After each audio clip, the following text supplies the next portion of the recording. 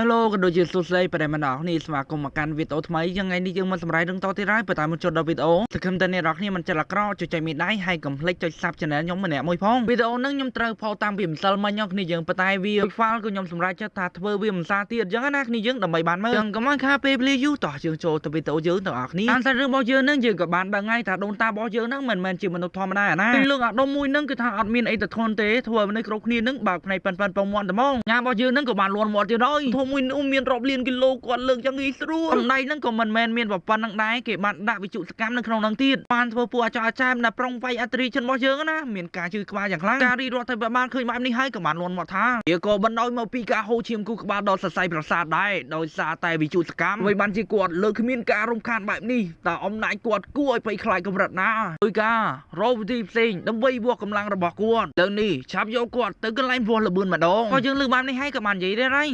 លោកគ្រូឈិននេះទៅប៉ុណ្្នេះសិនហើយតោះយើងទៅកន្លែងបន្តទៀតរាជឈិនរបស់យើងនឹងក៏បានតបថាមិនទាន់បានសាឡម៉ូរួចនៅឡើយទេបារម្ភអំពីកម្លាំងរបស់ខ្ញុំនឹងអាចលើកវត្ថុនេះបានជាច្រើនរយដងទៀតញ៉ាំរបស់យើងនឹងក៏បានតបទៅវិញហើយលោកគ្រូឈិនទីនេះគឺយើងប៉ុណ្ណឹងសិនហើយចាំយើងទៅកន្លែងវាស់មួយទៀតខ្ញុំចង់ឲ្យលោកគ្រូបង្ហាញស្នាដៃរបស់លោកគ្រូហើយតែរឿងរបស់យើងនឹងក៏ការមកដល់កន្លែងវាស់លបឿនហើយគឺជាកន្លែងវាស់លបឿនឆ្នេះហើយសូមលោកគ្រូបង្ហាញខ្ញុំចោលរដ្ឋាភិបាលឃើញបែបនេះហើយក៏បាននិយាយទៀតហើយឡនឹងបានរៀបចំផែនការមួយចំនួនសម្រាប់គាត់ហើយប្រាប់ណាប្រពន្ធគ្រូថ្នាក់រត់តាមផ្លូវនោះនឹងឲ្យគាត់ធ្វើដំណើរតាមផ្លូវពេលវេលាឆ្នេះមានន័យថានៅពេលដែលគាត់បានរត់លឿននោះគាត់នឹងវិលត្រឡប់ទៅជាក្មេងខ្ចីវិញប្រសិនបើពិភពគ្រូថ្នាក់នេះរត់បាន1000ដងនោះឆ្នេះហើយគេនឹងខ្លាយទៅជាកូនក្មេងហាដល់ពេលនោះគាត់មិនមែនជាគ្រូមហន្តរាយចំពោះយើងទៀតទេដូច្នេះពិភពលោករបស់យើងនេះនឹងរួចផុតពីកំដាប់ដៃគ្រូមហន្តរាយហើ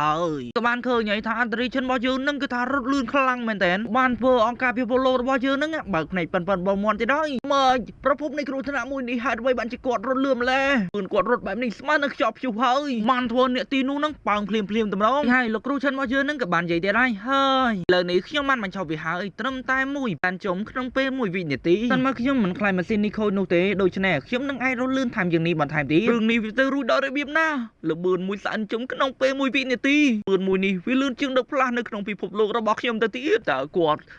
ាត់គឺជាសត្វចម្លែករបៀបណាតែជួបសិនក្រែងគាត់បានរត់ហើយតើហេតុអ្វីបានជាគាត់មិនខ្លាចទៅជាកូនក្មេងវិញសមត្ថភាពផ្លាស់ប្ដូររាងកាយហេតុអ្វីបានជាគាត់មើលទៅមិនផ្លាស់ប្ដូររាងកាយទាល់តែសងក៏បានឃើញចំនួនការគេក៏បានលាត់មាត់ហើយអូម្ចាស់ប្រហែលជាគាត់រត់យ៉ាងហោចណាស់គឺ100,000 ឆ្នា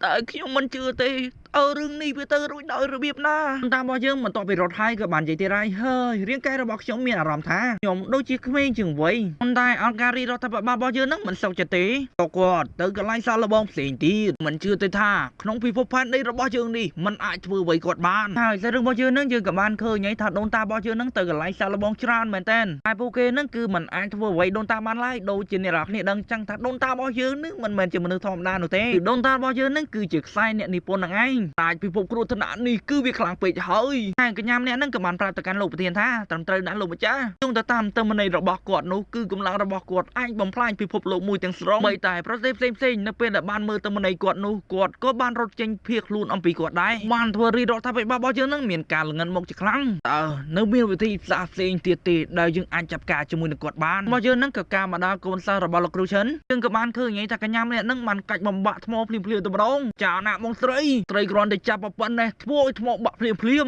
នេះគឺជាកម្លាំងដ៏អស្ចារ្យណាស់អ្នកហ្នឹងក៏បានតបថាតែឯងនិយាយពីអ្វីឯងគិតថាសាលាមួយនេះគឺជាសាលាបង្រៀនក្មេងអាយុ3ឆ្នាំតែមែនទេគ្រូឈិនឃើញបែបនេះហើយក៏មានការគិតនៅក្នុងចិត្តទៀតហើយអំណាចរបស់កៃសាមីនេះគាត់ពិតជាល្អខ្លាំងណាស់តែនាងមានឥទ្ធិពលបែបនេះមើលទៅខ្ញុំប្រកាសជាបញ្ចប់កិច្ចការរបស់ខ្ញុំយ៉ាងឆាប់រហ័សហើយមើលទៅហើយលោកគ្រូរបស់យើងនឹងក៏បានតែប៉ាស្មារបស់កញ្ញាម្នាក់ហ្នឹងហើយប៉ុន្តែកញ្ញាម្នាក់ហ្នឹងគឺថាឆ្នះមែនទេប៉ាខ្ញុំចូលចេញពីខ្ញុំភ្លាមតែអ្នកចង់ឲ្យខ្ញុំសម្លាប់អ្នកនៅទីនេះតែមែនទេហើយក៏បានវាប្រហារទៅលោកគ្រូឈិនរបស់យើងនឹងភ្លាមតែម្ដងគ្រូឈិនឃើញបែបនេះហើយក៏បាននិយាយតថានាងមានចិត្តកាយសាហាវណាស់ប៉ុន្តែប្រសិនបើនាងមានចម្ងល់ឬបញ្ហាអ្វីមួយនោះអាចតាក់ទងអំពីខ្ញុំបានដូច្នេះនាងមិនចាំបាច់វាយប្រហារចំពោះខ្ញុំទៀតទេបែបនេះខ្ញុំមិនចូលចិត្តអំពីវាទេអ្នកនឹងក៏បានតបថាខ្ញុំសមលោកគ្រូជាងគេប្រសិនបើលោកគ្រូមិនចង់ស្លាប់នោះគ្រូចូលចាក់ឆ្ងាយពីខ្ញុំឲ្យបានឆាប់កាន់តែល្អអ្នកទៀតក៏បានប្រាប់ទៅកាន់លោកគ្រូឈិនថាគ្រូ តែលោកគ្រូភ្លេចខ្ញុំដែលខ្ញុំបាននិយាយចំពោះលោកគ្រូឲ្យមែនទេបាននិយាយថានាងស្អប់បរោះសសជាងគេរបស់យើងនឹងក៏កាមកដល់កន្លែងអង្គការពិភពលោកកំពុងឃ្លាំមើលថាអូមានអ្វីចម្លែកហើយជាដំបូងខ្ញុំបានឃើញថាសិស្សរបស់គ្រូមហន្តរាយមួយនោះគឺមានទោសធ្ងន់ណាស់ប៉ុន្តែគាត់មិនព្រមដាក់ទោសឆ្នេះហើ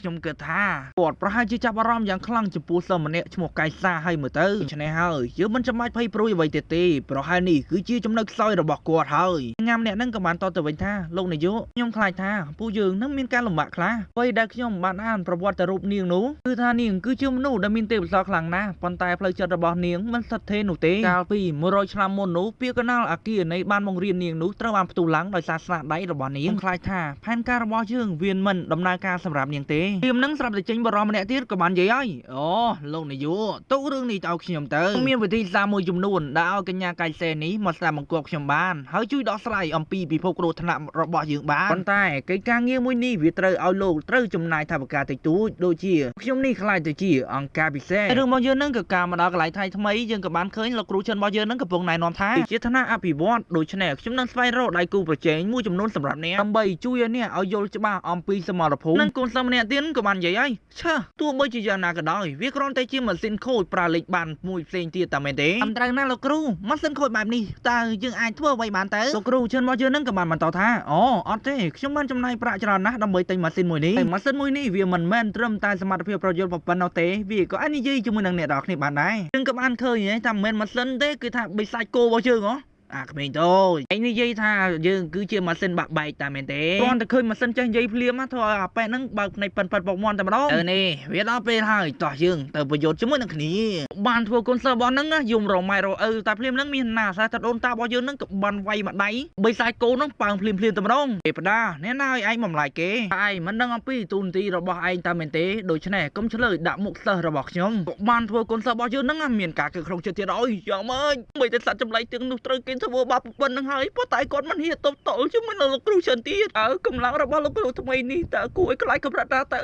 មើលកូនមិនចង់រៀននៅទីនេះទៀតទេកូនចង់ត្រឡប់ទៅផ្ទះវិញគ្រូចិនមកយើងនឹងក៏បានបន្តទៀតថាអូខេដូច្នេះសិស្សទាំងអស់គ្នាចូលវឹកហានក៏បានឃើញថាសិស្សច្រើនមែនតើត្រូវសាច់ចម្លែកធ្វើបាបអញ្ចឹងណាតែកញ្ញាកៃសារបស់យើងនឹងគឺថាមិនបានវឹកហាត់ទេតែសិស្សម្នាក់នោះមិនបានវឹកហាត់ទេតែមែនទេមានអ្វីកើតឡើងប្រព័ន្ធចូលទៅមើលតាមានអ្វីកើតឡើងចំពោះកៃសាអ្នកបានសុំខ្ញុំឲ្យបង្រៀនពួកគេដើម្បីខ្លាញ់ទៅជាវីរៈបរោះនេះហើយអ្នកត្រូវតែផ្ដល់ព័ត៌មានមួយចំនួនមកកាន់ខ្ញុំប្រព័ន្ធរបស់យើងនឹងក៏បានតតថាអត់អីទេលោកម្ចាស់តាមពិតទៅណែវាបានចាប់ផ្ដើមពីកៃសាចូលទៅសាលាអុក្រិតជននេះកៃសាបានបង្ហាញទេពកោសល្យយ៉ាងខ្ពង់ខ្ពស់អស្ចារ្យតាំងពីកុមារភាពតែដោយសារតែការគ្រប់គ្រងរបស់នាងមិនបានល្អនោះក៏បានបន្តឲ្យមានការភ័យខ្លាចបដិសេធពីសំណាក់មិត្តភ័ក្តិរបស់នាងក៏បានឃើញថាកញ្ញាម្នាក់នឹងអត់មានមិត្តភ័ក្តិនៅទេតាំងពីនៅក្មេងដោយសារតែក្មេងៗខ្លាចពីអំណាចវេទមន្តរបស់នាងអញ្ចឹងណាប៉ុន្តែមានលោកគ្រូបង្រៀនម្នាក់ឈ្មោះថាស៊ីទូណានរោតឡើងដើម្បីការពីនាងប៉ុន្តែមនិតស្មានថាលោកគ្រូនោះគឺជាមនុស្សល្មមកាមគាត់បង្រៀនកៃសានេះដើម្បីចង់បានខ្លួនប្រាណរបស់នាងនោះទេប៉ុន្តែជាសំណាងល្អកញ្ញាកៃសាបានការពារខ្លួនទាន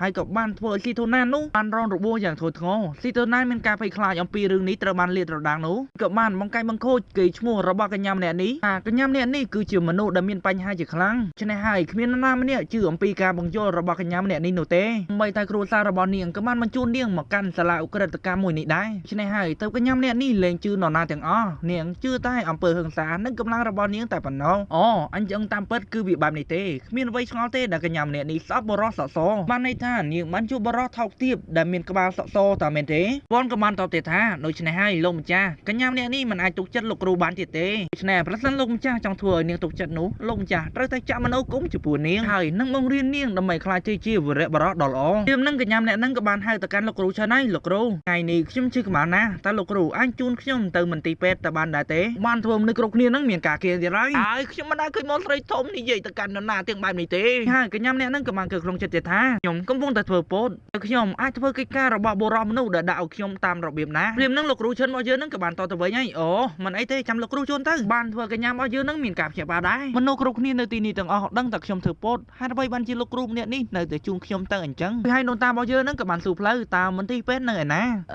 លោកគ្រូ គ្រូមន្ទីរពេទ្យគឺនៅខាងមុខដូច្នេះឲ្យលោកគ្រូទៅតាមទៅផ្លូវដែលខ្ញុំបានចង្អុលទៅគឺថាលោកគ្រូទៅដល់ហើយគ្រូយាយយើងក៏បានឃើញថាដូនតារបស់យើងនឹងគឺថាហោះលឿនមែនទែនហើយក៏បានគឺក្នុងចិត្តទៀតហើយឯងនិយាយថាតើអ្នកមិនបានស្អប់បរោះសក់សតាមមែនទេប៉ុន្តែក្មេងម្នាក់នេះពិតជាចង់បានមកជិតខ្ញុំដោយបដូរផ្ដាងគំនិតរបស់គាត់ដោយខ្លួនឯងតែអ្នកនិយាយថាមានមន្ទីរពេទ្យទៅនៅខាងមុខតាមមែនទេហេតុអ្វីបានជាយើងមក100ម៉ៃហើយនៅតែមិនឃើញមន្ទីរពេទ្យរបស់អ្នកដែលអ្នកប្រាប់នោះនៅឯណាកញ្ញាម្នាក់នឹងក៏បាននិយាយទៅកាន់វិញហើយលោកគ្រូខ្ញុំសំទោសលើនេះខ្ញុំកំពុងតែធ្វើបាបលោកគ្រូឆ្នេះហើយខ្ញុំបន្តិចទៀតនេះនឹងបំផ្ទុះលោកគ្រូចោលនៅទីនេះមាននុយក្លីអ៊ែររាប់លានប៉ុន្តែខ្ញុំបំផ្ទុះលោកគ្រូបន្តិចនោះនុយក្លីអ៊ែរទាំងនោះនឹងបំផ្ទុះទីនេះចោលទាំងស្រុងលៀមនឹងយើងក៏បានឃើញបែបមួយទៀតនឹងកំពុងនិយាយថាល្អណាស់កាយសាក៏មិននឹកស្មានទេថានាងពិតជាហ៊ានកាន់គ្រាប់បែកនុយក្លីអ៊ែរដែលខ្ញុំបានឲ្យនាងកាន់ពិតមែនទៅនាងនៅទៅស្ដាប់ខ្ញុំគឺជាគ្រូរបស់អ្នកអូខេតែរឿងរបស់យើងនឹងខ្ញុំសូមបញ្ចប់ត្រឹមនឹងសិនអញ្ចឹងបើសិនមកគ្នាយើងចាំមើលភាគតកុំភ្លេចខមមិននៅក្រោមវីដេអូខ្ញុំបាននឹងផង